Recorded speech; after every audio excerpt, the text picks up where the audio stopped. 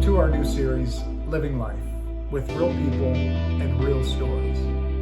This series is a window into the human experience. It's about where we've been more recently, where we are today, but also, and most importantly, where we're going.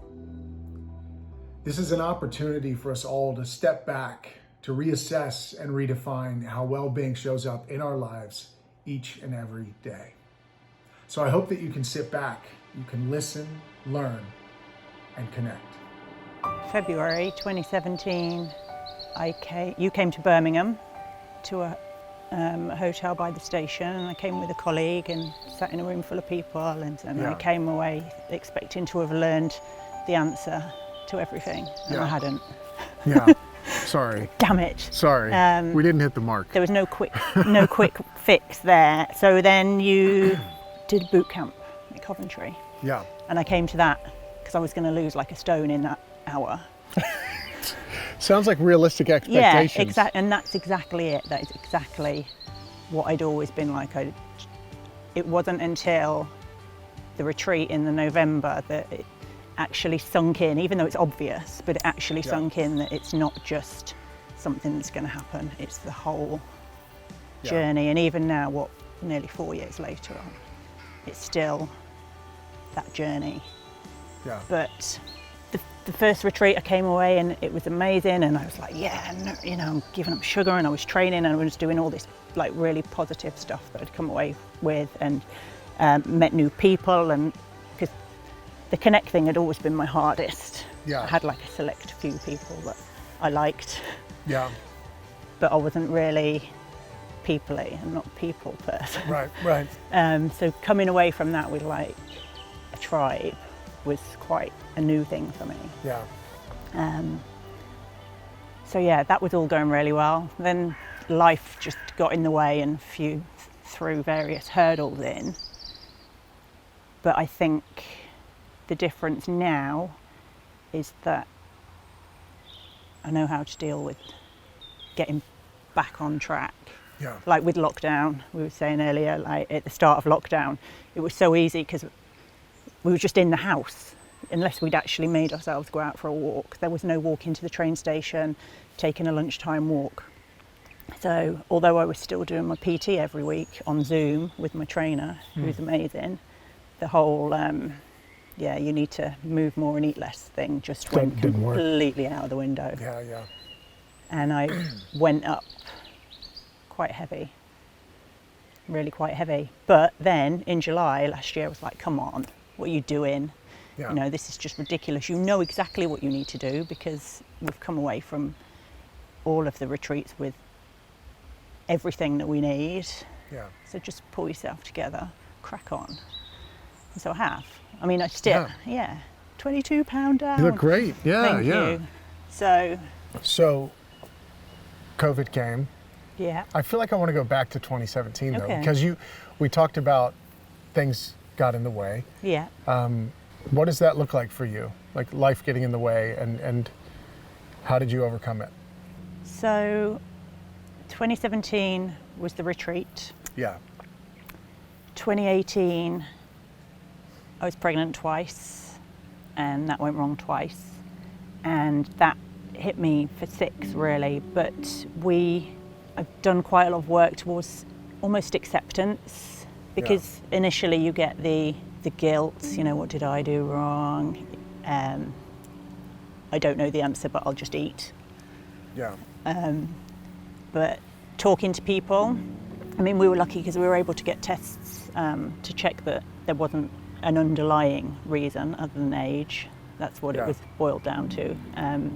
Just accepting what had happened and acknowledging, I think, that yes, it's going to make you sad, and yes, it was a really awful thing to go through, but it doesn't have to define me. It comes back to the connect.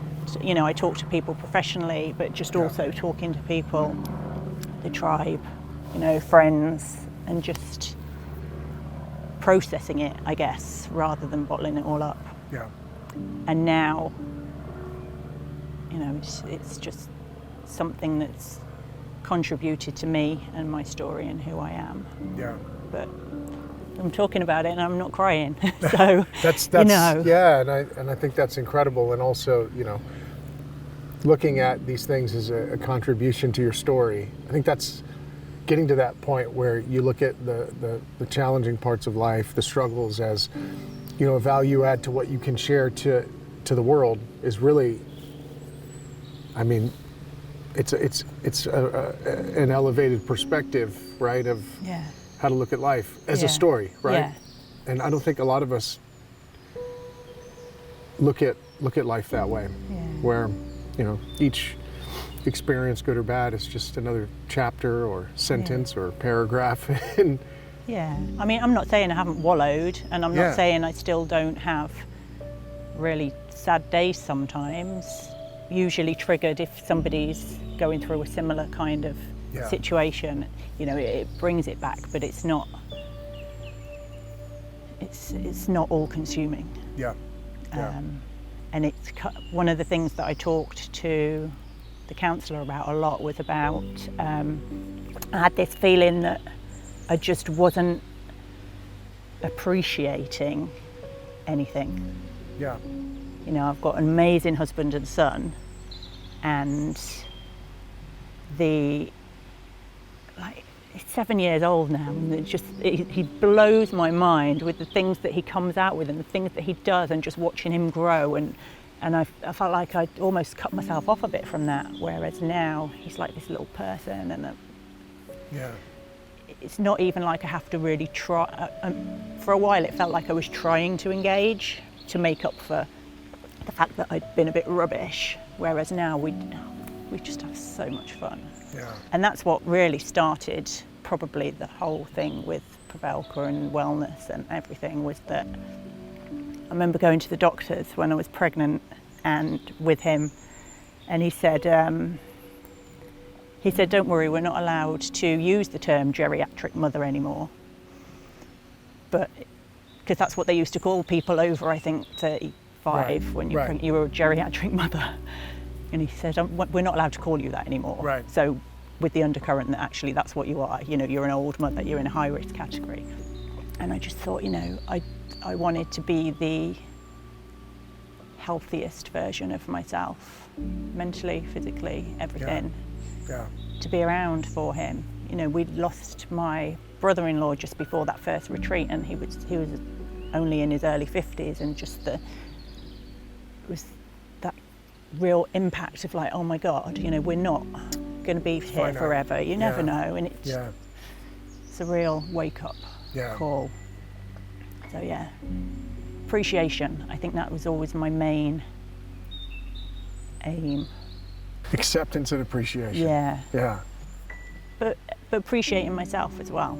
Yeah. And until I'd lost the weight, you know, I didn't think that was such a big thing, but actually it's made a massive difference. Yeah. And emotionally. So COVID came and you made some changes after letting things go a little bit. Yeah. So I still train once a week via Zoom with my trainer.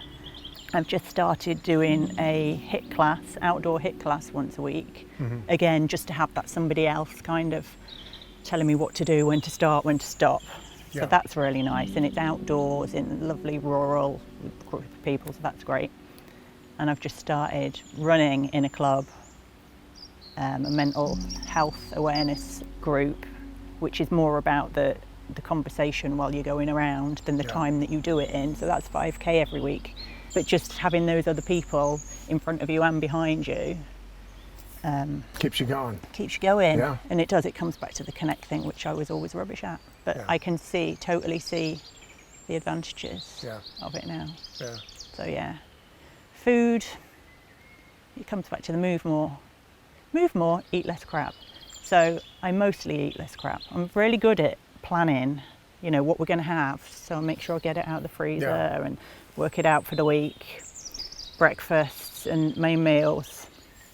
I don't religiously measure things or count my calories, right?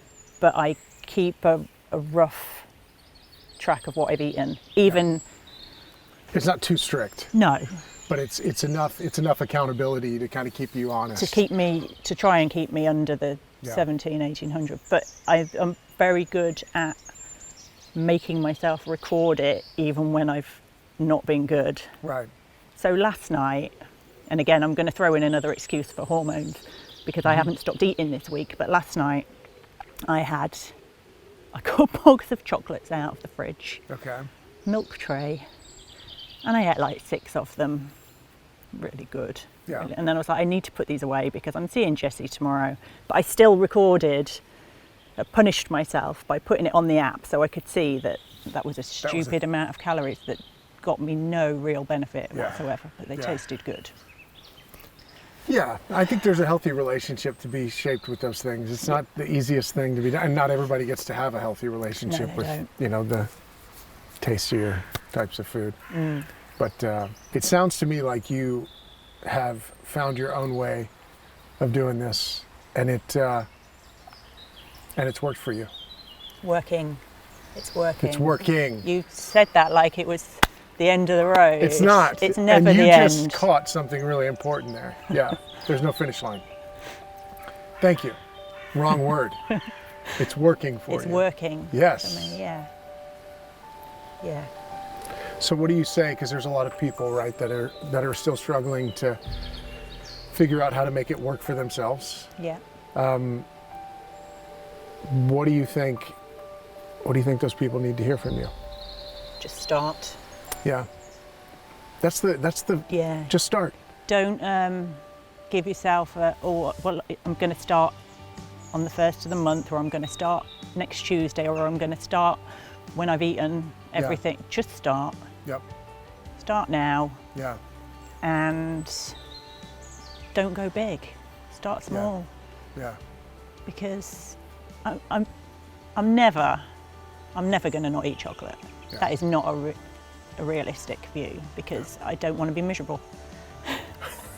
Life's too short to be miserable and to deprive. Yeah. You can make the right choices. I ate 6 chocolates out of the box. I didn't eat 50 that were in there. Right. Right. So that was a good choice. That was a win. I am calling that a win. That counts. That counts. I would say, what else would I say to people? I know you don't like the scales. You always say some people need them. I've got these scales that tell you like your weight, your BMI, your body fat percentage, and actually pretty much everybody in our tribe's now got these. Yeah. When things are bad, your numbers are red, and then they go amber, and then they go green. And when you stand on those scales and one of your numbers is turned from amber into green, you're like, screenshot that, send it round to everybody. Yeah. And here's the deal: like, if you have a scale that measures BMR or BMI, body fat percentage, I like that, because that gives you a better range of what success could look like. You can be increasing your lean muscle mass and increasing weight, and that's success, right? Yeah. So I think that's the trick, is like, don't just use a pound or a kilogram as a measure for success. It's about how you feel too. I mean, and I think that's, when you started talking about your son and the relationship you have with him, and you start talking about the tribe, the community, the group that you're a part of, like, there's a different energy that comes up. And I think that to me is the most important. Like, success is showing up each day and committing to the community, committing to your son, committing to yourself. And that's not a scale. It can't be measured on the scale. To me, I feel like that's the learning for a lot of people, is I value myself based on the behaviors I engage in and the people I connect with, over this device telling me, where I should be. Yeah. It's hard though, especially now, like, everybody's on the social media, everybody can see these portrayals of what life should look like. We thought it was bad when magazines were on the stands. It's like, well, and now it's there all the welcome time. Instagram and Facebook. Yeah, there's a lot more. There's more reminders as to why you aren't good enough or how you should look. And that it's one of the things that when I was having counselling, one of the things we talked about a lot was should.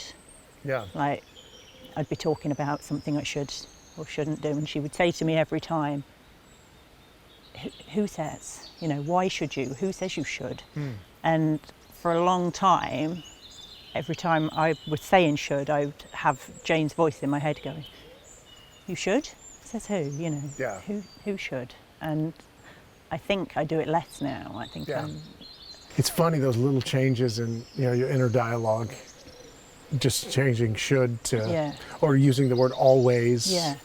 Just those little tweaks, becoming aware of language Yeah. and changing your Habit, isn't It it? is, yeah. Words are habit, right? Like, and looking at it as a behavior gives you a different perspective on how to become healthy. What else should we talk about? So I've got a half marathon to run. Yeah. If we're talking physical challenges, That I've counts. got that. I've got 3 mountains to climb in Yorkshire in September. Which mountains are They're those? Yorkshire 3 peaks. Don't ask me to name them because Ah, I okay. cannot remember. So you're going They big. might be big You're going hills. big. Well, they said that a good training session to do for it would be to climb Snowdon. And we Okay. did that, 2018. Yeah. How was that?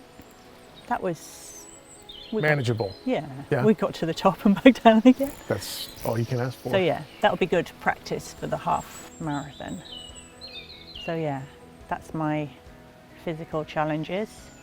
Emotional challenges, I've got a lot of friends and family going through a lot of medical struggles at Yeah. the moment, which all young people as well. By Yeah. young, I mean my age, obviously. Well, there you go. That's a good thing.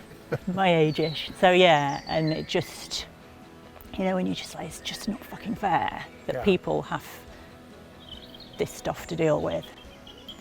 So yeah, that's hard, especially in COVID, because you can't just, you want to go and you want to be there and you want to sit by the hospital bed Yeah. or hug them or just do stuff, and you can't. You can just send random inspirational Yeah.